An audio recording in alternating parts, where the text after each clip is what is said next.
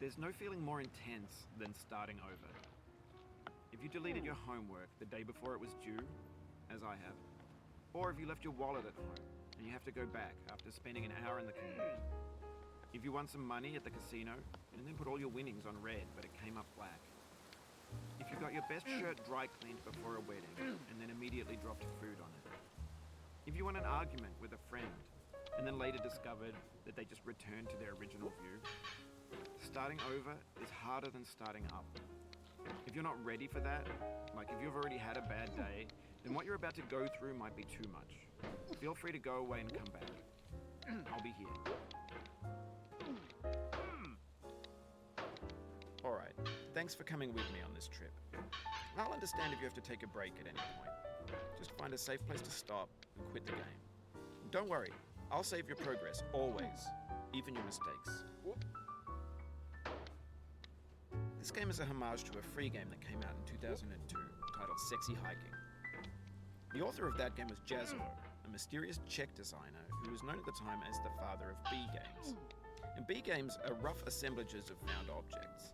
Designers slap them together very quickly and freely, and they're often too rough and unfriendly to gain much of a following. They're built more for the joy of building them than as polished products. In a certain way, Sexy Hiking is the perfect embodiment of a B game. It's built almost entirely out of found and recycled parts, and it's one of the most unusual and unfriendly games of its time. In it, your task is simply to drag yourself up a mountain with a hammer. And that act of climbing, in the digital world or in real life, has certain essential properties that give the game its flavor. No amount of forward progress is guaranteed. Some cliffs are too sheer or too slippery.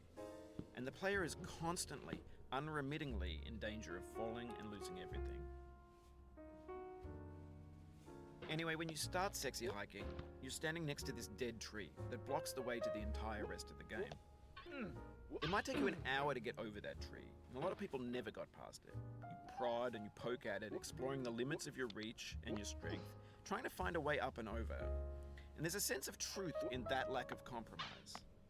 Most obstacles in video game worlds are fake. You can be completely confident in your ability to get through them once you have the correct method or the correct equipment or just by spending enough time.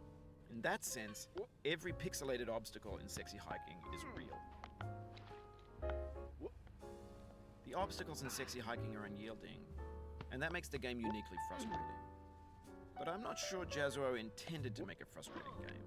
The frustration is just essential to the act of climbing, and it's authentic to the process of building a game about climbing. A funny thing happened to me as I was building this mountain. I'd have an idea for a new obstacle, and I'd build it, test it, and it would usually turn out to be unreasonably hard.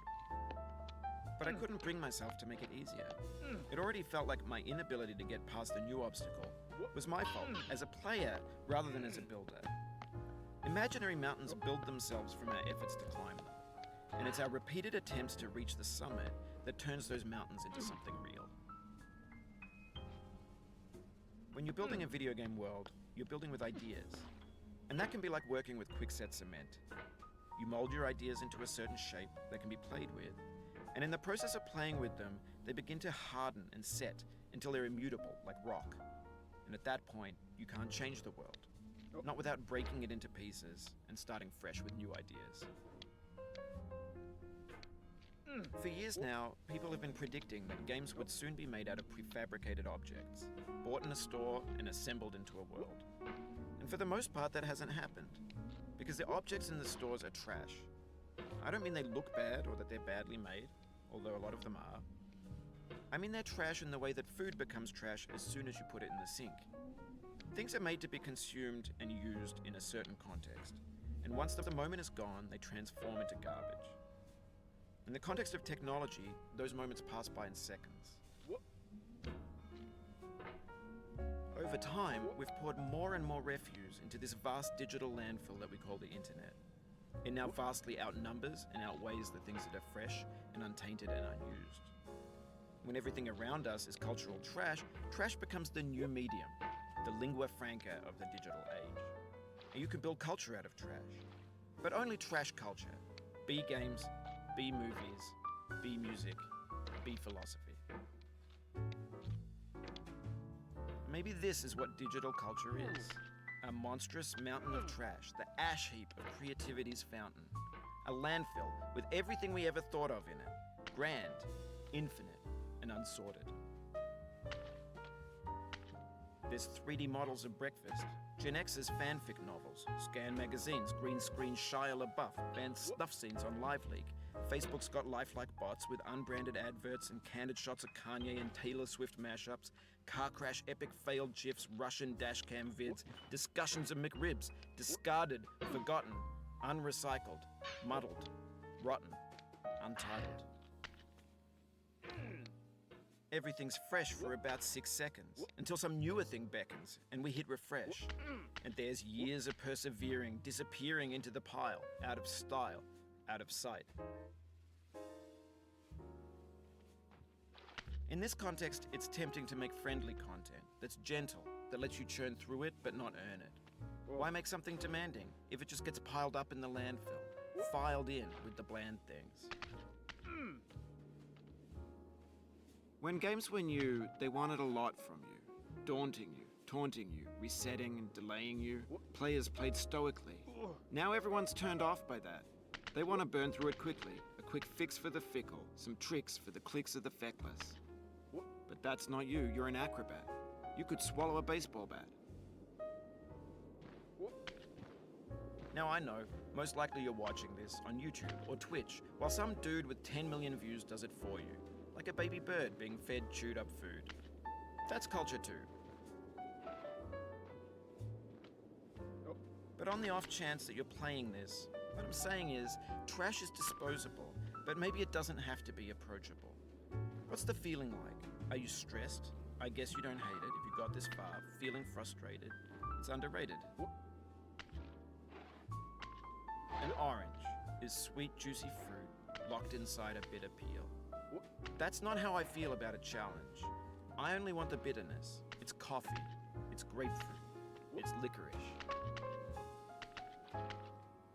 It feels like we're closer now. Composer and climber, designer and user. You could have refused, but you didn't.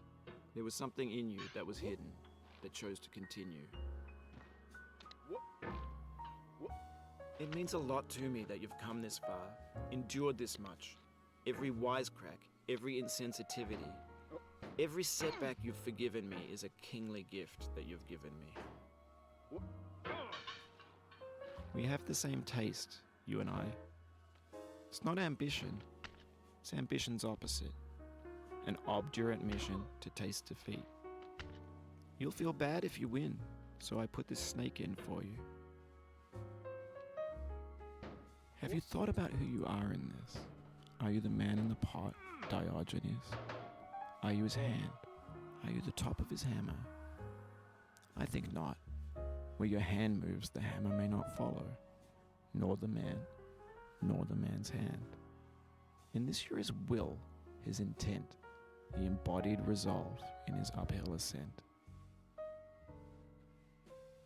Now, you've conquered the ice cliff, the platforms, the church, and the rectory, the living room and the factory, the playground, the construction site, the granite rocks, and the lakeside. You've learned to hike. There's no way left to go but up, and in a moment I'll shut up. But let me say, I'm glad you came. I dedicate this game to you, the one who came this far. I give it to you with all my love.